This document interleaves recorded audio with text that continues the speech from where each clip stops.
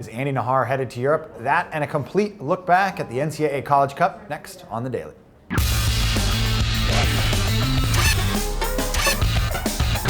Hey everybody, welcome to another edition of The Daily here with Andrew Wiebe. I'm Nick Firchau. We're going to start out this Monday with the latest rumors surrounding Andy Najar, the DC United youngster who, Andrew, is reportedly abroad right now. He's arrived in Brussels, Belgium. He could be on his way to Anderlecht. What's going on with Andy Najar? Well, that's still up in the air, but reports out of Belgium say that he's arrived today. He's going to start training with the team with an option to loan through the end of the season and perhaps a purchase agreement at the end of that one. We'll have to see how this one plays out. Surely still negotiations or even talks going on between DC and Anderlecht, if that's even true. We've seen it in the past, though. Najar, a prospect that teams in Europe want to take a look at. He's had a spell at Tottenham Hotspur in the offseason before. Now it's really all about figuring out, is he actually there on loan or trial? We always go through this with teams overseas. The foreign press doesn't seem to understand sometimes that they're just training stints, but we'll hope that DC United confirms or denies here in the next coming days. A good young player, Andy Najar for DC United. You remember, go back to the postseason, he sort of had that meltdown. That's really the last we saw of him, but still a very good player. We'll see if he ends up maybe spending some time abroad this offseason.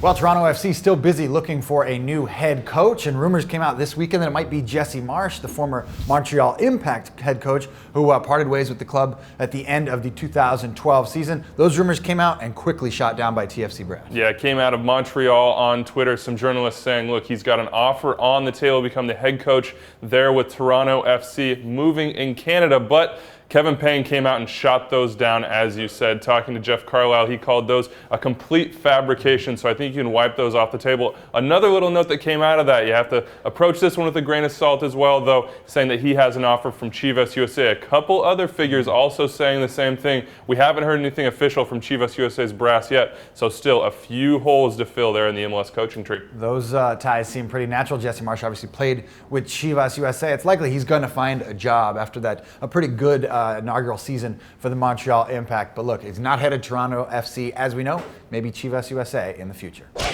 Last but not least, kudos to the Indiana Hoosiers. They captured their 8th NCAA title over the weekend with a 1-0 win over the Georgetown Hoyas in the College Cup final. Indiana Hoosiers, they do this fairly regularly.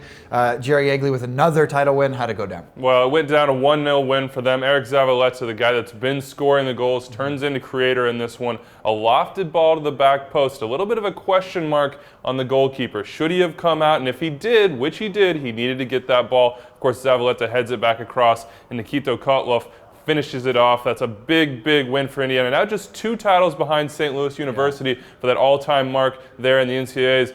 But we'll see who comes out of this one. The Combine coming up very quickly, January 11th to the 15th. Which players will be there and who might be among that Generation Adidas class? Surely, guys, from this tournament that might have a chance. Well, Luis Soffner, the goalkeeper for the Indiana Hoosiers, the defensive MVP of the College Cup. And on the other side, Steve Newman from Georgetown. You can go back to that hat trick from Friday night in a wild win over Maryland. Going back through history, though, there's an article on MLSsoccer.com. Looks back at the past 5 years of College Cup MVPs. Go back to 2008. When Maryland won the national title and Graham Zusi was the offensive MVP and Omar Gonzalez was the defensive MVP. How good was that team? Which guy, though, has made a bigger impression in MLS? Well, I think you have to go with Omar Gonzalez. He's got the titles. He did it from the very start. Graham Zusi has had an amazing 2 years. Nobody can take that away from him. But it took him a little bit of time in MLS to really gain traction, whereas on the other side, Omar Gonzalez got to LA. He slotted right in the middle of Bruce Arena's defense, and it's been all success from there. So I think you give it to Omar, but that is a great choice to make, you have to say. Well, let us know what you think in the comments below. We'll talk about that and a whole bunch more on the latest edition